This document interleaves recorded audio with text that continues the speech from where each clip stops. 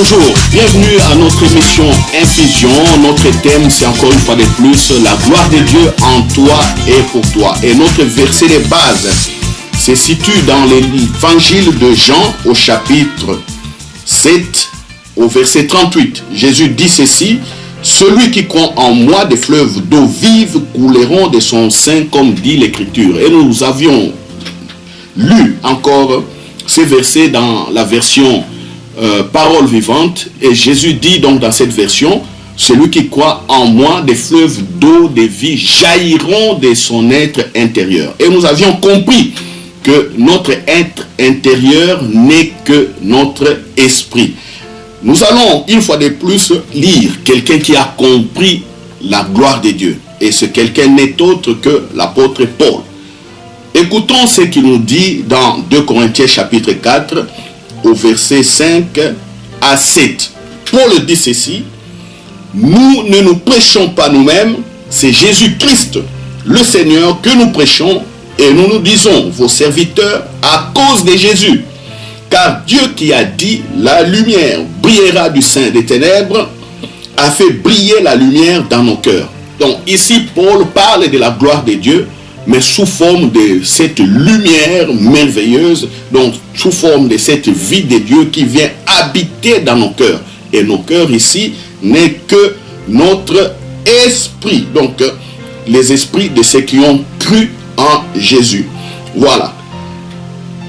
Car Dieu qui a dit la lumière brillera du sein des ténèbres a fait briller la lumière dans nos cœurs pour faire resplendir la connaissance et la gloire de Dieu sur la face de Christ. Nous portons ces trésors dans des vases de terre, afin que cette grande puissance soit attribuée à Dieu et non pas à nous.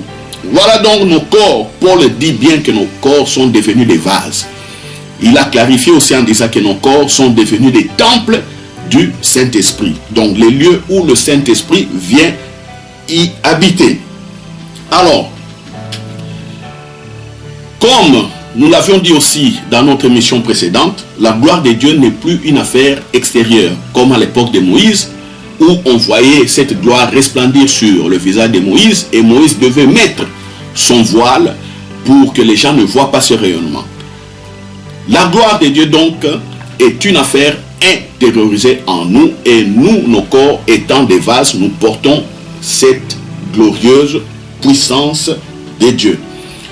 Nous allons enchaîner pour que vous compreniez par quelques témoignages pour votre édification.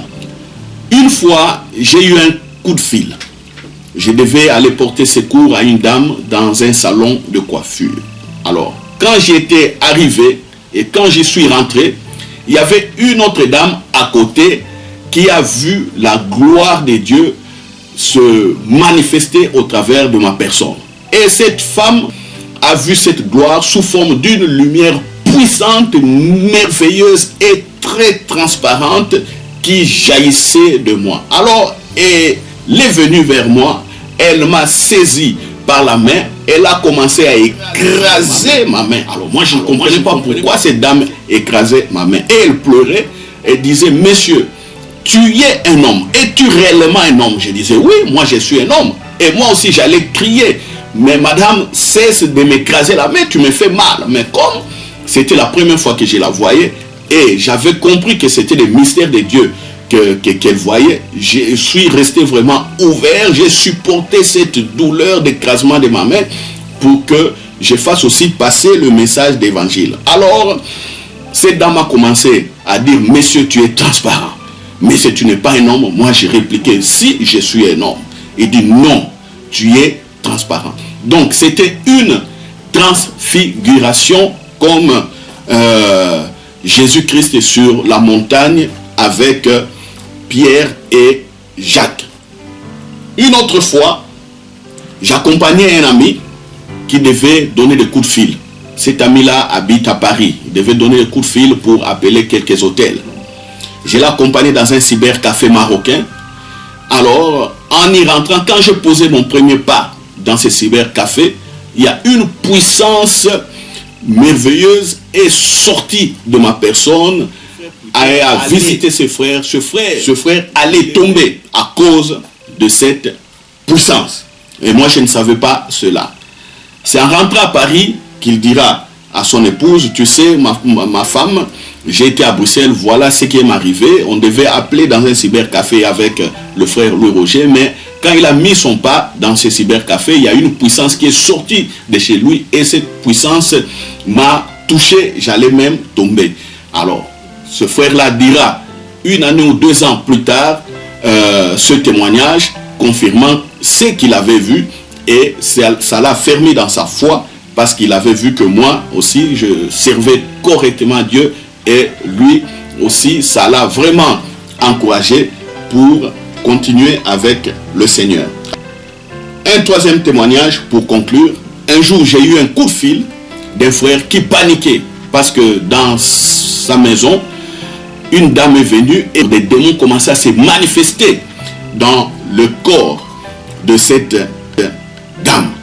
J'étais en ville, en pleine course, et j'entendais au téléphone les démons menacer ce frère. Les démons criaient qu'il n'allait pas partir. Et voyant la situation, je me suis précipité, donc j'ai abandonné ce que je faisais. Je me suis précipité pour arriver dans l'habitation de ce frère. Alors, en y entrant, je me suis assis. Je voulais un peu savoir ce qui s'est passé. Je commençais à questionner le Saint-Esprit. Parce que je ne pouvais pas prier directement. Le Saint-Esprit a mis dans mon cœur de prendre la Bible et de lire. Je posais la question donc au frère si sa Bible était où. Il m'a indiqué là où était sa Bible. Quand je m'étais levé, les démons ont directement quitté le corps de cette dame. Voilà comment cette dame a été délivrée. C'est plus tard que j'ai compris, c'était la présence de Dieu en moi, c'était cette gloire de Dieu en moi qui a fait que ces démons ont quitté le corps de cette sœur. Vous pouvez vous poser maintenant la question, mais pourquoi ce frère-là aussi est chrétien? Pourquoi les démons n'avaient pas quitté son corps à la présence de ce frère?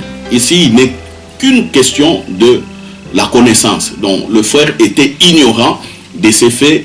Alors, Satan, généralement, il profite de notre ignorance pour nous rouler. Mais à vous qui prenez maintenant cette nouvelle connaissance, je vous dis de croire en Jésus, de croire en sa parole, et vous verrez que la gloire de Dieu aussi va émaner de vous pour affecter les autres personnes et votre milieu environnant.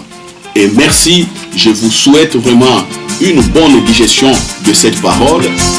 Demeurez infusion fille et que la gloire de Dieu continue à se multiplier dans vos vies. Amen.